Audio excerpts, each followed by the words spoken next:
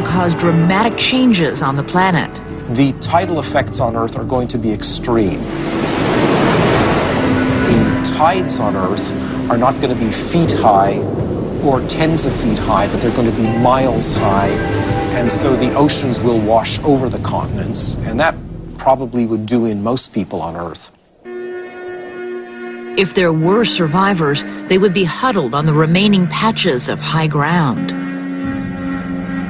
The psychological effects on everyone would be pretty bad. You know that it was over, that basically our existence on Earth as we knew it was over.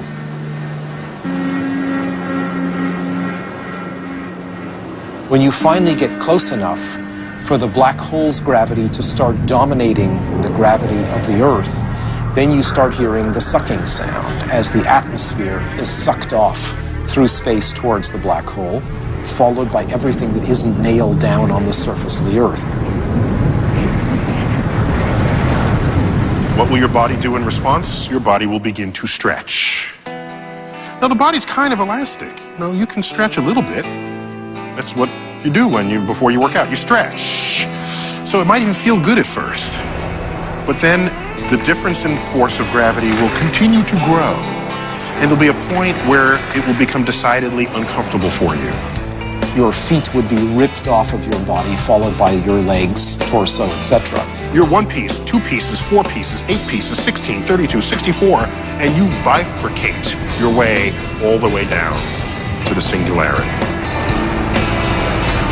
I think if you gotta go, that's gotta be fun. If I were to pick a way to die cosmically, that would be the way to do it, for sure.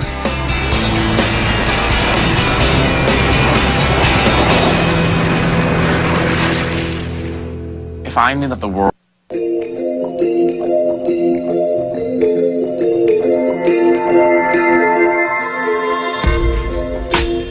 We live in a world where science fiction is becoming real life all the time. When many of us were growing up, computer chips and cell phones lived only in the imaginations of writers and scientists.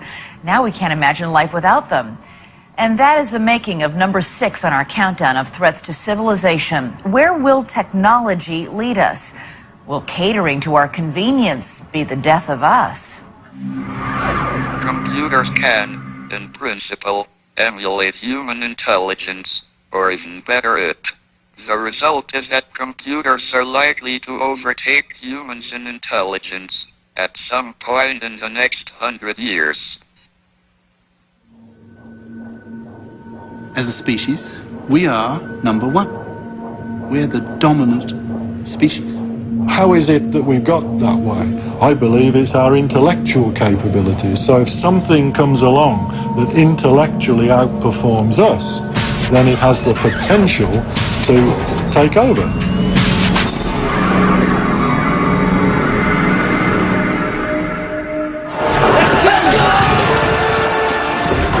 Man versus machine. It is a battle that's been a staple in popular culture for all of modern times. The idea sells a lot of movie tickets, but could machines really outsmart humans? To most, it sounds like a joke. My God! They've already mastered stairs! In a very real sense, they are stairmasters! But some of the top scientists in the field of artificial intelligence aren't laughing. They say that massively intelligent machines could actually threaten humanity. Will it be possible for humanity to create creatures, machines, that are so powerful, so intelligent, that there's a genuine risk they could wipe us out? Yes, definitely. But so far, massively intelligent machines don't exist. To understand how they will become a reality, scientists say, just do the math. The electronic capacity you can put into a chip nowadays is doubling roughly every year or so. Common sense, if you take any old number and you multiply it by 2, by 2, by 2, by 2, by 2, after a while you'll end up with a huge number, and that's the case today. 60 years ago, the world's most powerful computer weighed 30 tons. Today, a device billions of times more powerful can fit into your pocket. So at what stage could machines start becoming smart enough to be a threat, approaching human intelligence levels, and, in a sense, answering back. Artificial intelligence has already given us computers smart enough to diagnose our illnesses, run our factories, invest our money, even beat us at chess. In 1997, a supercomputer named Deep Blue was able to defeat humanity's best chess player, Garry Kasparov. Kasparov, after the move c4, has resigned. I see the potential of these machines becoming not just like double human intelligence, or 5 times or 10 times, but literally trillions of times. And that's a big problem. The more advanced our technology becomes, the more control we give it. Where will it stop? What it is really is humans giving up the power, giving up the ultimate decision-making to the machine, and then, in the military sense, one can see the power to do something about those decisions. The military has already developed a stable of unmanned vehicles still controlled by humans, but the eventual goal of the military is to create a technology which will give machines the power to make life or death decisions on their own. We're setting up machines to do things to humans, and not particularly pleasant things to humans in many cases. I think if they just had a small fraction of humanity in them, machines, then they're going to be awful. Open the pod bay doors, Hal. I'm sorry, Dave. I'm afraid I can't do that. In 1968, director Stanley Kubrick gave us the HAL 9000, a super-intelligent computer known affectionately as HAL. I know that you and Frank were planning to disconnect me, and I'm afraid that's something I cannot allow to happen. In a high-tech version of self-defense, HAL takes charge and outsmarts and kills some of the astronauts. That's one of the major risks, that if we produce these godlike creatures, they may turn against us. The astronauts were able to turn HAL off, but what if a computer like HAL was connected to millions of other computers? They would virtually be in control of everything, our economy, our medical systems, our water, whatever. So if they took it into their heads to, if they had heads, whatever, into their intelligences to exterminate us, I don't see that being a major challenge for them. Scientists say it would be just like a scene out of the science fiction film The Terminator, only this time life would imitate art. In 1 hour, it will initiate a massive nuclear attack on its enemy. What enemy? Us! Humans!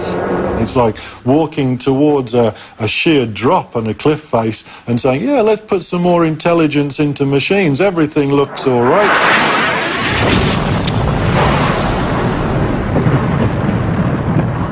And in the end, we just fall off the cliff. We've given machines too much power, too much intelligence, and it's too late.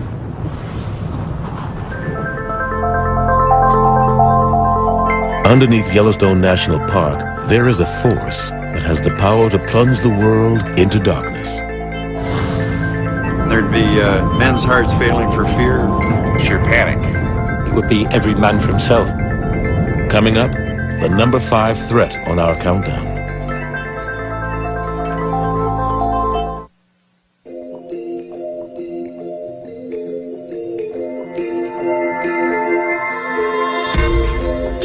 Number 5 on our countdown is a threat closer to home. In fact, don't look up, look down, because what lies beneath could really rock your world. There's no doubt, and many people have said this before, but we exist on this planet purely by nature's consent.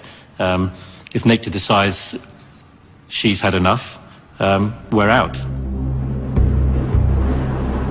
Many of the threats we face come from above. However, only one comes from beneath. What we think of as solid ground, the Earth's crust, is only 25 miles deep, and beneath that is a pressurized ocean of molten rock looking for a way out. Occasionally, it finds one. Case in point, Pompeii, on the Bay of Naples in the shadow of Mount Vesuvius. What Vesuvius tells us and what Pompeii tell us is that the worst thing that you could conceive from an active volcano will ultimately happen. August 24th, 79 AD. It started with earthquakes. Hours later, there was a massive explosion. We use the word erupt in our everyday language to describe something that happens suddenly and unexpectedly. Vesuvius erupted into their lives. an entire city frozen at the moment of destruction. The people who died buried in ash, a testament to the frightening power of the blast. But you've only got to look at the dead of the Herculaneum waterfront, where the skeletons, when they've been studied, well, you can see there are scorch marks on the inside of the skull, where the gas cloud came down. It was so hot that it set the brain on fire. And the gases then had to break out from the skull to be released. That's the power locally of something like that. And that's tiny compared to the most modest supervolcanic eruption.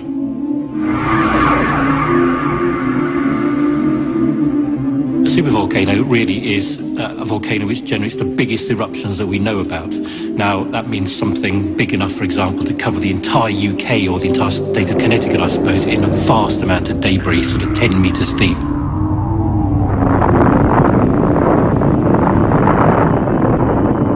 Mount St. Helens looked spectacular, looked devastating, killed around about 60 people, but in fact, a super eruption is at least 1,000 times bigger than that. Unlike regular volcanoes, supervolcanoes are massive canyons or calderas, hundreds of miles across, making them so big they're hard to find. Although scientists estimate there could be as many as 40 scattered around the globe, no one knows for sure. What they can tell us, however, is that sooner or later one will erupt. The bottom line is that when one of these eruptions occurs, it's going to be a global disaster. The only question is when and where.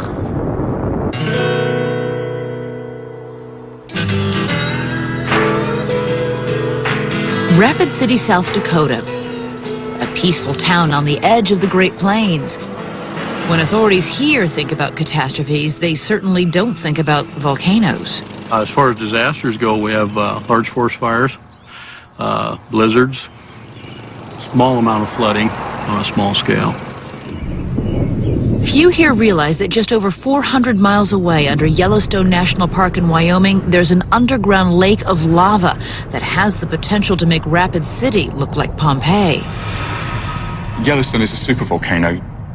There's a giant magma chamber underneath Yellowstone. It's erupted in the past, and an eruption, we think, of Yellowstone is overdue. Yellowstone experiences a super eruption about once every 600,000 years. The last one was over 630,000 years ago, and when it went off, the prairie that today is Rapid City was buried under 8 feet of ash. A volcano that can carry that much ash and put 4, 6, 8 feet even of ash down upon us. I mean, that's an event of I guess what you'd call biblical proportions, and I don't know how you would prepare for something like that.